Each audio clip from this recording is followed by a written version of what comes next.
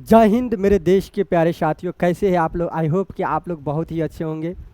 उन सभी भविष्य के टीचर गणों को इस चैनल पर बहुत ही स्वागत है। आइए आपको आज फिर से बताने वाले कि अगर जो भी इस बार 2025 में सीटेट का एग्ज़ाम देने वाले हैं और ये दिसंबर में एग्ज़ाम देने वाले हैं, तो उन सभी के लिए एक अपडेट आया है। तो उनको सभी जानकारी इसी वीडियो में हम देने का प्रयास करते हैं। तो आप लोग बस 5 से 7 मिनट आप लोग अच्छे से देखिए, आपको टोटल जानकारी इस वीडियो में मिल जाएगा। आइए, अगर हम सीटेट दिसंबर की बात करें, ये सीटेट दिसंबर की बात करें तो इनके लिए एक अपडेट है कि अब जो है सीटेट 4 लेवल में होंगे, ये भी आपको पता होगा।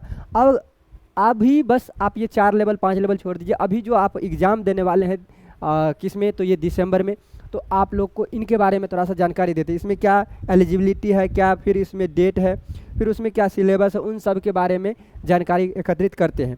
आइए, अगर सीटेट दिसंबर की बात करें तो उसमें एलिजिबिलिटी, उसके बाद डेट, क्या डेट है उनका, फिर सिलेबस, फिर कैटेगरी, उसके बाद स्ट्रेटेजी क्या रहेगी आपका। और ये अभी जो बता रहे हैं इनका नाम शिव शंकर, यानी आप कहते हैं कि शिव शंकर है ना, तो शिव सर नाम है।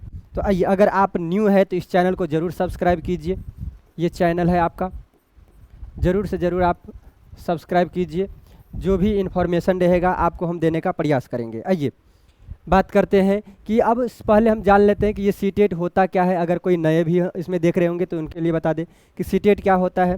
कि ये जो सीटेट होता है ये सेंट्रल टीचर एलिजिबिलिटी टेस्ट होता है।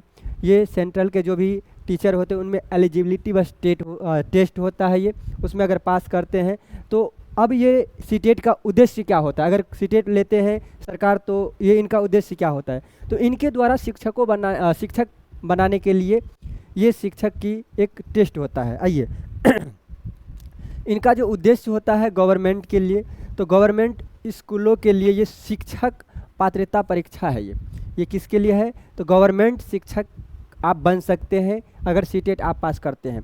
ये सीटेट में 2 पेपर होते हैं। सीटेट में कितने पेपर होते हैं, सीटेट में 2 पेपर होते हैं। पहला पेपर होता है जो प्राथमिक परीक्षा, यानी प्राथमिक विद्यालय में अगर वो टीचर बनना चाहते हैं कक्षा 1 से लेकर के 5 तक, तो उनके लिए पेपर 1। पेपर 2 की बात करें तो कक्षा 6 से लेकर के 8 तक ये पेपर 2 होता है, ये सीटेट का पेपर होता है। आइए, अगर बात करें हम महत्वपूर्ण तिथियां, है ना, तो जब महत्वपूर्ण तिथियां की बात करें तो इस बार की बात कर रहे हैं सीटेट के लिए। अगर इस बार की अगर हम बात करें सीटेट के लिए 2025, और ये दिसंबर में है ना, ये किस में, तो ये दिसंबर में। तो दिसंबर के लिए अगर नोटिफिकेशन देखें तो आपको सितंबर में नोटिफिकेशन देखने को मिलेगा। उसके बाद फॉर्म जो आपकी शुरुआत हो जाएगा वही सितंबर के 2nd वीक से आपको फॉर्म भरना भी स्टार्ट हो जाएगा। उसके बाद अगर लास्ट डेट देखें तो ये अक्टूबर तक चला जाएगा, और ये अक्टूबर में 1st वीक तक, पहली सप्ताह तक ये रहेगा। आई थिंक दूसरे सप्ताह तक इसका डेट समाप्त हो जाएगा। अगर हम एडमिट कार्ड की बात करें तो एडमिट कार्ड दिसंबर में ही 1st वीक में आपको देखने को मिल जाएगा, दिसंबर में ही 1st वीक में मिलेगा। एग्ज़ाम डेट की बात करें तो ये दिसंबर में एग्ज़ाम होगा, और हो सकता है कि संडे को एग्ज़ाम हो, और इसका ये 3 को नहीं तो 4 तारीख को होगा दिसंबर में, ठीक है। और अगर रिजल्ट की बात करें तो रिजल्ट जो ये आएगी वो कितना तक, तो ये 2026 में जनवरी तक आ जाएंगे, ठीक है। ये जनवरी में इनका रिजल्ट भी आ जाएंगे। और आगे आइए कि सीटेट पेपर के बारे में थोड़ा सा जानकारी ले लेते हैं कि सीटेट पेपर के बारे में क्या सब। तो ये सीटेट पेपर आपको पहले बताया कि सीटेट पेपर जो होता है वो 2 होता है। तो पहला पेपर कौन देते हैं, जो क्लास 1 से लेकर के क्लास 5 तक के टीचर बनना चाहते हैं। इसके ऊपर के लिए जो अगर सीटेट दे रहे हैं तो ये पेपर दोनों देंगे, लेकिन और ये दोनों दे सकते हैं। दोनों देने की बात है तो वो दोनों दे सकते हैं, दोनों फॉर्म भर सकते हैं एक ही साथ में। लेकिन ध्यान रखना है कि उनके लिए जो सब्जेक्ट होगा पेपर 1 और पेपर 2 के लिए जो सब्जेक्ट होगा वो सब्जेक्ट अलग अलग होगा।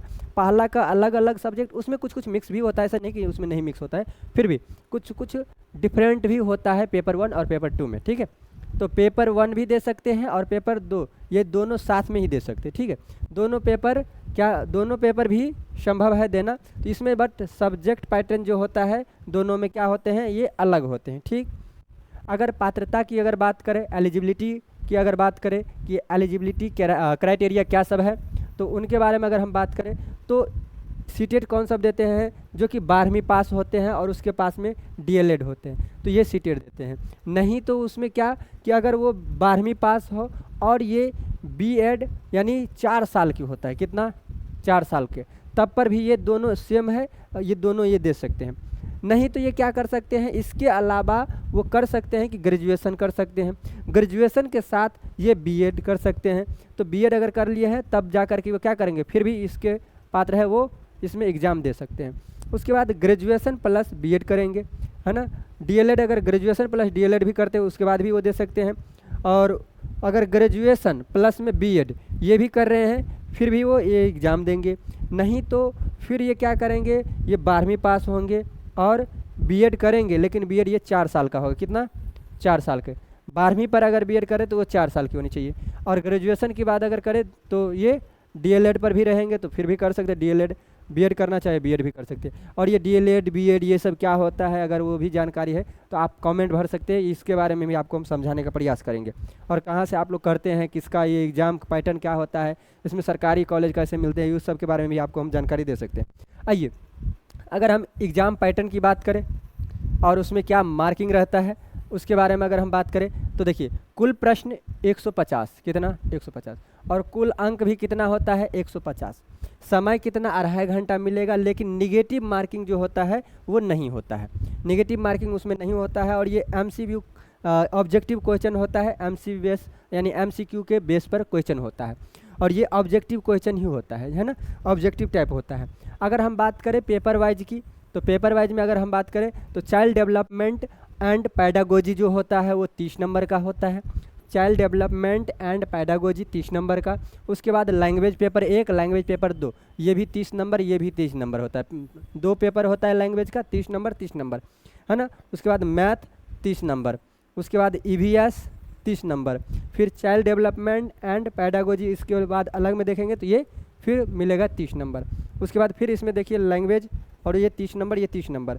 मैथ एंड साइंस रखते हैं तो मैथ साइंस, नहीं तो सोशल साइंस, ये भी कितना, फिर ये 60 नंबर। आप जिस कैटेगरी एरिया में है, जैसे पेपर 2 होता है तो 2 पेपर के बात किए हैं ये, ठीक है। आइए अगर हम देखें तो ये 30, 30, 60 और 30, 90, 3, 6 और ये 3, 9, और उसके बाद 9, 6, 15। देख रहे ये पेपर 1, ये पेपर 2। कुछ कुछ होता है जिससे अगर आप मैथ साइंस से है तो आप मैथ साइंस रखना पड़ेगा। जैसे पेपर 2 जो देंगे यानी 6 से लेकर के 8 क्लास तक अगर कोई एग्ज़ाम दे रहे हैं तो उसमें क्या होगा कि अगर आप मैथ साइंस से है या मैथ या कोई भी साइंस से कुछ भी बैकग्राउंड है आपका, तो आपका मैथ साइंस पर ज़्यादा पकड़ होना चाहिए। अगर सोशल साइंस में आप कुछ भी रखे हुए हैं तो आप सोशल साइंस का एग्ज़ाम दे सकते हो, उसके साथ साथ आपका ये दोनों रहेगा ही रहेगा, ठीक है। आइए आगे और चलते हैं।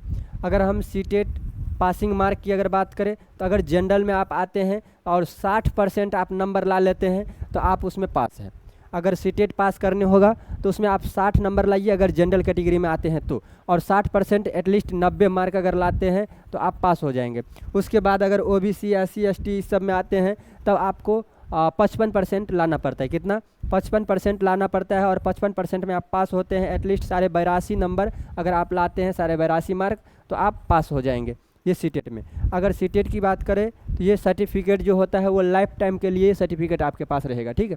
ये कितने, ये लाइफ टाइम के ये होगा। अगर आप ये तैयारी करें तो ये इसका तैयारी आप कैसे करें, प्रिपरेशन के लिए कुछ टिप्स है तो आप देखिए। पहले सबसे पहले उसका सिलेबस देख लीजिए और उस सिलेबस को एनसीईआरटी के बेस पर पढ़े।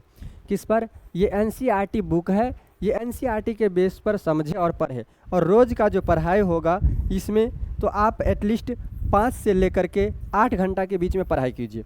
5 से लेकर के 8 घंटा के बीच में आप पढ़ाई कीजिए। और जब पढ़ाई हो जाता है, आपका सिलेबस ख़त्म हो जाता है, पढ़ाई हो जाता है, तो सप्ताह में 1 दिन टेस्ट भी लगाइए। और जो आप टेस्ट दे रहे हैं, जैसे आप एमसीक्यू का आप टेस्ट देंगे, मॉक टेस्ट देंगे, तो उसमें क्या कीजिए, जो आपका सॉल्व पेपर रहेगा उस पेपर को 1-2 बार एनालिसिस कीजिए। उसके बाद फिर आपका बहुत अच्छा पकड़ होगा। साथ ही साथ उस पर सीडीपी पर ज़्यादा पकड़ रखिए। सीडीपी पर क्या करना है, ज़्यादा फोकस करना है। सीडीपी पर क्या करना है, ज़्यादा फोकस करना है। और आप इसके लिए 90 डे के लिए क्या कर सकते हैं, यानी 90 दिन के लिए उसके स्टडी प्लान बना सकते हैं और उस पर आप अपना तैयारी कर सकते हैं। तो आई होप कि आप लोग को ये बहुत अच्छा जानकारी लगा होगा। अगर यहाँ तक आ गए हैं तो प्लीज़ एक लाइक कीजिएगा, कमेंट कीजिए, सब्सक्राइब कीजिए। अगर आपको ये सब जो भी अगर आपको पढ़ना है उसका पीडीएफ चाहिए तो आप कमेंट में लिख सकते हैं पीडीएफ। तो चलिए फिर मिलते हैं हम लोग नेक्स्ट कहीं वीडियो में या कहीं क्लास में आपसे मिल सकते हैं। तो फिर इसी तरह से तो ऑल द बेस्ट। इस बार आपका जो एग्ज़ाम होगा दिसंबर में आपका ये क्लियर होगा, यही कामना करते हैं। फिर मिलते हैं हम लोग नेक्स्ट क्लास में, फिर नेक्स्ट वीडियो में। जय हिंद, जय भारत।